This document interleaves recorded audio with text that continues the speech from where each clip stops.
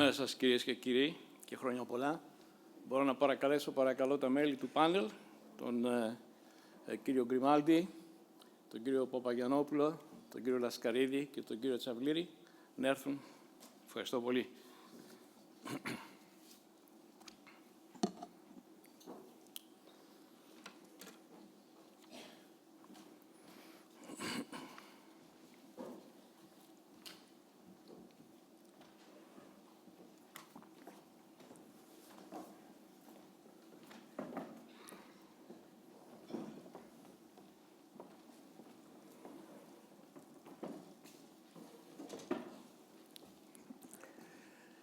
Με χαρά ανταποκρίθηκα στην ευγενική πρόσκληση της κυρίας Αθανασιάδου να συμμετάσχω στο τρίτο ναυτιλιακό συνέδριο της Ναυτεμπορικής και με ακόμη μεγαλύτερη χαρά να συνεργαστώ με προσωπικότητες ανεγνωρισμένου κύρους και καθολικής αποδοχής στη διαχείριση της πρώτης ενότητας του συνεδρίου με θέμα «Η ναυτιλία αρρωγός στην προσπάθεια της Ευρώπης να πρωταγωνιστήσει στο παγκόσμιο εμπόριο».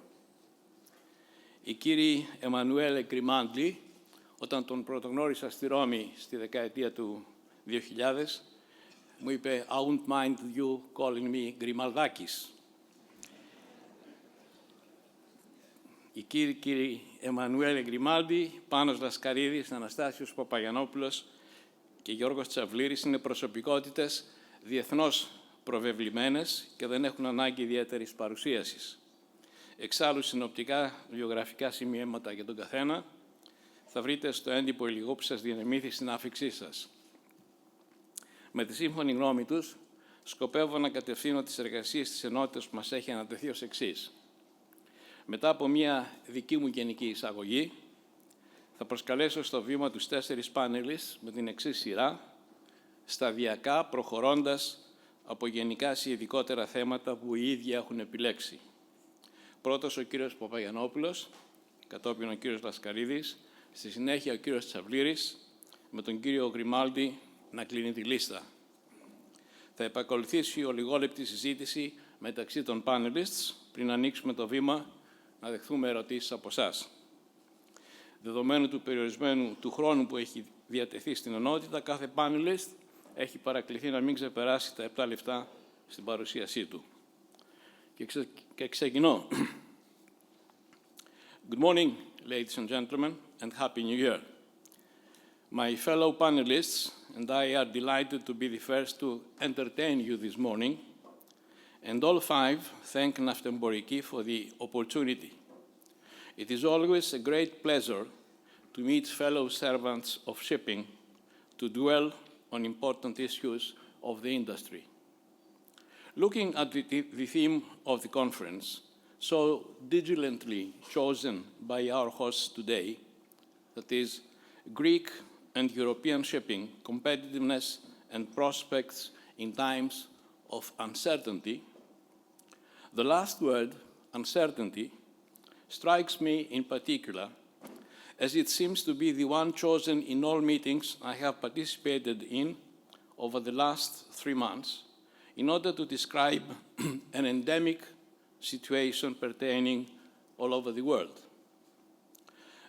The chain began with the 8th City of London biennial meeting last November, entitled Striving for Stability in an Uncertain World. I had then remarked that it could have been easily reversed to read Striving for Certainty in an Unstable World. Last month, I participated in Guista Hellas Annual Forum. The title, Shipping Maintaining its Resilience in a Continuously Unstable Environment. The title of last year's last edition of Lloyd's List was Looking to 2017. The only certainty seems uncertainty. While writing in the same paper earlier this month, Michael Gray opts for a title within the same mantra, Uncertain Times. I take it that what the organizers of all these events and authors of the articles I just mentioned had in mind when referring to an uncertain world in an unstable environment was an all-embracing situation including economic, financial, political, geopolitical, and related matters. In considering the themes and articles, I have, not without reason, found the common thread, the use of the words uncertain and unstable. I found them disconcerting, because we indeed live in a world full of uncertainties, which in turn have rendered it unstable. I'll offer the view as to where our industry stands in such a world at the end of my speech. For the time being, I congratulate ΝΑΥΤΕΜΠΟΡΙΚΗ for choosing a timely and appropriate theme for the conference, an event that takes place at a time when the world is in transition towards a multilateral, multipolar, geopolitical, and geoeconomic structure, according to the statement made by Klaus Schwab, founder of the World Economic Forum, on the eve of this year's Davos summit, which opened this week to discuss issues such as raising global growth, technological disruption, social cohesion, geopolitical threats, and climate change. In all of this, Europe has a big say and a great interest, and I hope it will be well represented and its positions well defended and promoted. My presentation consists of two parts. In the first, I will address you as the coordinator of the panel for this session, the title of which is The Greek and European Shipping Sector's Contribution to Maintaining Europe's Leading Role in the Global Economy. In the second, I will, in the absence of an IMO representative and at the request of ΝΑΥΤΕΜΠΟΡΙΚΗ, make a very short reference to some of the most important on IMO's current agenda issues, although my friends and panelists, Panos Laskaridis and Giorgos Tsavliris, will address them in more detail in their presentation, so that we will avoid repetitions and overlappings. I'll start with some statistics on the world, the EU and Greek merchant fleets, and the potential Europe has to play a leading role in international maritime affairs. Before that, I consider it necessary to say a few words about the two parameters that influence, for better or worse, the occasional size of the world fleet: maritime trade and the population of the world. Once the current economic and financial crisis is over, the volume of international maritime trade should reasonably increase in tandem with the world economy. As the world moves towards a low-carbon future, just how that growth will manifest itself is, however, hard to predict. But one thing is certain: without cost-efficient maritime transportation, the movement of raw materials and energy in bulk to wherever in the world they are needed, and the transport of manufactured goods and products between continents, which are prerequisite for growth and development, will simply not be possible. As to the population of the world, it has already topped 7 billion, and in many developing countries is set to double by 2050. To respond to the needs of world trade and population, the world fleet of merchant ships has gradually grown to approximately 100,000 units, with a total gross tonnage of approximately 1 billion tons, a carrying capacity of some 1.75 billion deadweight tons, and a total value of about $1 trillion. It is registered in more than 150 nations and is manned by more than 1.5 million seafarers, of whom 25% are Filipinos. It is thanks to this fleet of ships and the superiority, particularly at their carrying capacity, that ships enjoy over all the other means of transportation, that the world does not starve and does not freeze. And now to the statistics I alluded to a short while ago.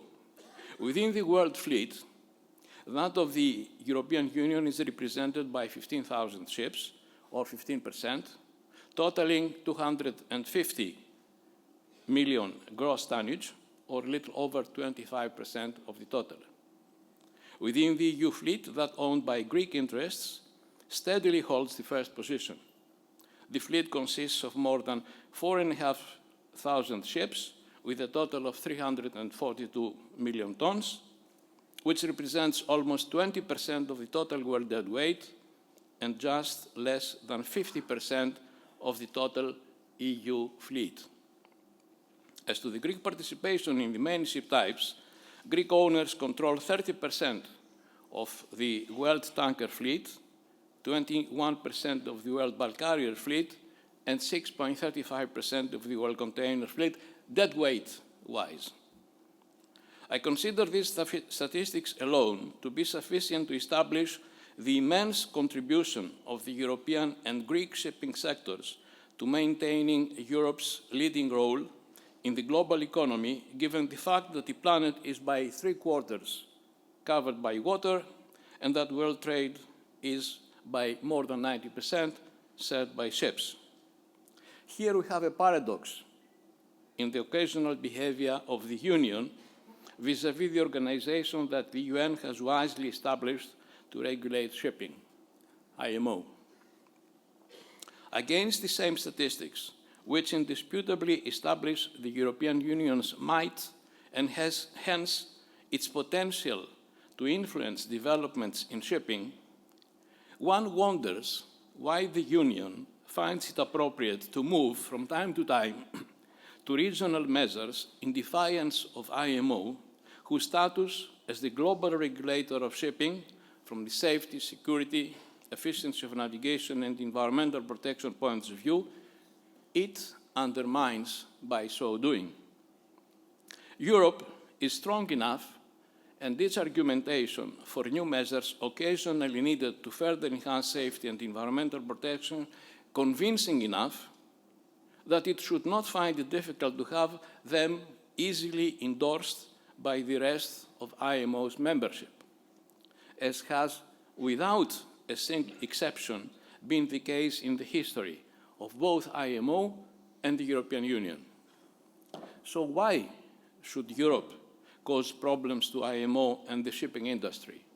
The global character of which, as Mr. Dreyfus just said, the global character of which is put into question, and the flow of international maritime trade, including trade served by European countries, unnecessarily impeded by unilateral or regional measures.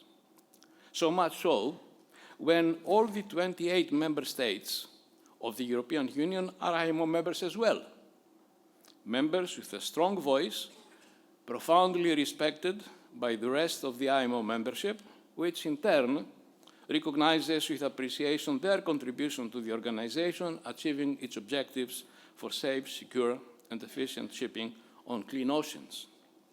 Why has Europe considered it necessary to precede IMO's reaction on MRVs, and recently on its work on greenhouse gas emissions? In the past, we had such unilateral measures by the United States when adopting fire protection measures in the 60s after the Laconia, the Morro Castle, and the Yarmouth Princess fires. We had OPA 90, when we had the chaotic situation of three regulations on the double hull standards applying, one by the United States, second by the European Union, before the IMO standards through MARPOL came into force. We hear that in all Chinese major ports, they have already established 0.5% of sulfur content for ships using those ports. I remember when Neil Kinnock was the Vice President of the European Commission and Commission for Transport, we had agreed with him, and he had insisted that this should be the case, that IMO regulates, that is IMO adopts standards, global standards, and EU implements the IMO standards. Now the situation has reversed, and the EU moves ahead of IMO, thus disrupting the organization's work and causing problems to international trade. And I think that the IMO Secretary General did the right thing by asking the 3 EU top officials, the President of the Parliament, the President of the Council, and the President of the Commission, just 10 days ago, not to preempt IMO's work and jeopardize the success of the organization's roadmap to effectively tackle ships' emissions by including shipping in a revised EU emissions trading scheme. These and similar matters we may discuss under this session, and I look forward to a lively conversation on them. And with that, I conclude the first part of my presentation by asking a question to which I will attempt an answer myself.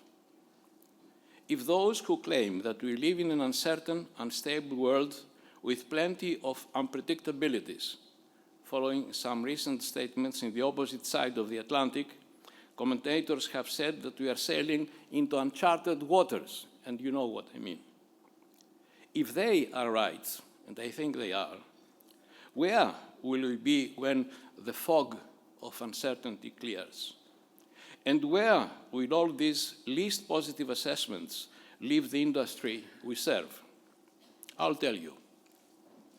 I firmly believe that irrespective of the downturns and setbacks suffered since the beginning of the 9-year-long economic and financial crisis, shipping is and will continue to be one of the few constants the world can turn to and rely upon with certainty and confidence. Against all the adversities of the recent 9 years and the challenges facing the industry at present, I think we are at long last approaching the point where from we can view the longer-term outlook of the shipping industry as largely positive. With the world population continuing to expand, and with it, its needs to be fed, clothed, heated, etc., and the forecast that emerging economies will continue to depend at an accelerating pace on raw goods and materials transported by sea, the omens, I believe, are good. And this is where I base my strong belief on our industry's resilience. Periods of crisis have been there plenty in the past, and each time shipping managed to emerge from the ashes like the mythical phoenix, leaner, healthier, and stronger, going about its business with unparalleled success and efficiency. For us, Europeans and Greeks, however, to fulfill our duty, we need to be united and work together with prudence and a due sense of responsibility vis-à-vis our society and our planet to accelerate the end of the crisis. We need to learn from the mistakes of the past and, importantly, to keep pace with changes in this technologically galloping world. Charles Darwin's words, "It is not the strongest of species that survives, nor the most intelligent. It is the most adaptable to changes," have an ample application in our industry as well. I'm confident that the new chapter we are about to open will be a fulfilling one, with our industry universally praised for the high quality of the services it renders. An industry that will be accepted by all as the cleanest, friendliest, and most fuel-efficient form of transport when cargo volumes are taken into account. An industry to be proud of. For us Europeans, the challenge is particularly significant, for we carry with us centuries of traditions, the legacy of peoples who have influenced more than any other the shaping of the world culture and civilization. Milestones such as the Minoan era, the golden century of Pericles, the Hellenistic period, the Roman and Byzantine times, the Renaissance, the Age of Enlightenment, and eventually the advent of the industrial period are milestones nowhere else to be found in the history of mankind. As Europeans, let us build on the glorious and heavy legacy our ancestors have bequeathed to us, and let us do it together, as one family. Let us put aside the rumored whispers about a divided Europe, a Europe of two speeds, with the North showing little respect for the accomplishments accomplishments of the South. Both need each other. And if the North produces the goods, the South provides the ships that move the goods worldwide. If the North does not have enough oil and gas to feed its industry and keep it warm, the South has the tankers, LNGs, and the bulk carriers to keep the North moving. How sad that one of the strongest and most appreciated and respected members of the Union has opted to leave it. The Union will be the poorer when this happens. In a relationship between North and South, which should be one of equals, the South is left to feel as if they are the poor relatives. And this is wrong, particularly when one takes into account that the South goes to the altar with shipping and its dowry, a weapon which, in the case of Greece, I will never cease to suggest, should, when exercising economic diplomacy, as we hear from time to time prominent politicians to propose, be our country's prime negotiating weapon, the strongest arrow in its quiver. We, servants of shipping, should consider ourselves privileged that we work in a sector that has nothing to be jealous of the achievements of others. Our industry leads the way, and we should be proud of it. Together, we can defend it against unprovoked trends of regionalism and protectionism, hints of which, protectionism in particular, recently were made at both sides of the Atlantic, and instead promote the virtues of free and fair competition. Let shipping, our shipping, be the beacon that lights the way to progress and prosperity. How to achieve all this? I look forward to the contribution my fellow panelists will make in their presentations. Before, however, I invite them to the podium, I'll move on to the second part of my presentation, and that on IMO. IMO, whose World Maritime theme for the current year is Connecting Ships, Ports and People, has set as principal aims to pursue in its course the implementation of the Ballast Water Management Convention, continued work towards CO2 emissions reduction, smooth introduction of the Polar Code, progress on goal-based standards, and security and efficiency in port procedures. The Ballast Water Management Convention, I believe you all agree, is a painful saga which is coming to an end. My fellow panelists will dwell on that, as they will do on the greenhouse gas emissions, where I'll have the opportunity to make a further contribution, in particular with respect to the ambitions of Europe to cause problems to IMO. What I would like to say is that last year we saw a milestone event taking place, and that was the coming into force in November of the so-called Paris Agreement, that is the International Treaty on Climate Change. In the case of this major treaty, one can rightly claim that never before in the history of mankind has such an international treaty, especially one of such magnitude, entered into force in such a short time. Now it's up to us to do whatever is necessary to protect the planet for the sake of our children and the children of our children. The Polar Code is another milestone event in IMO's history. It entered into force on 1 January of this year. A matter that IMO has also addressed recently is about an issue that is increasingly causing concern on a worldwide basis, that of cybersecurity. Cyber risks were to be expected in a far from angelic world when cyber technologies became essential to the operation and management of numerous ship safety and security systems. Ladies and gentlemen, I have reached the end of my presentation. However, I believe that no introductory remarks on a forum of this importance will be thorough without a short reference to geopolitics, which, as we all know, play an influential role also in the shaping of shipping markets. With the US election out of the way, there are several other looming elections this year, the outcome of which may play a decisive role in the way the markets, including shipping markets, will react. France, Germany, Iran, the Netherlands, and Portugal, to mention but a few, are among those countries where the outcome of general elections later in the year may cause turbulence, whilst, in the case of the UK, the jury is still out on the impact of the Brexit referendum. Following the UK's decision to leave the European Union, and while still witnessing cracks in the economy of several EU members and in the overall cohesion structure among them, not least because of the refugee crisis, it can arguably be said that this is not the Union's finest hour.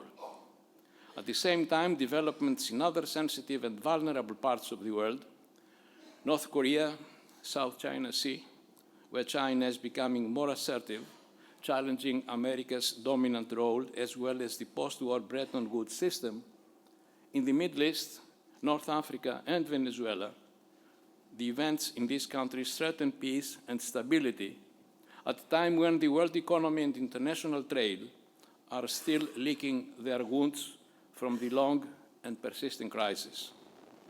What the future has in store for the world economy, the European Union and shipping, only time will tell. In the meantime, however, we have here 4 formidable speakers who I, for one, can't wait to listen to what they have to say. Let's start and let's listen to the first among them, Mr. Anastasios Papagiannopoulos. Please. Thank you.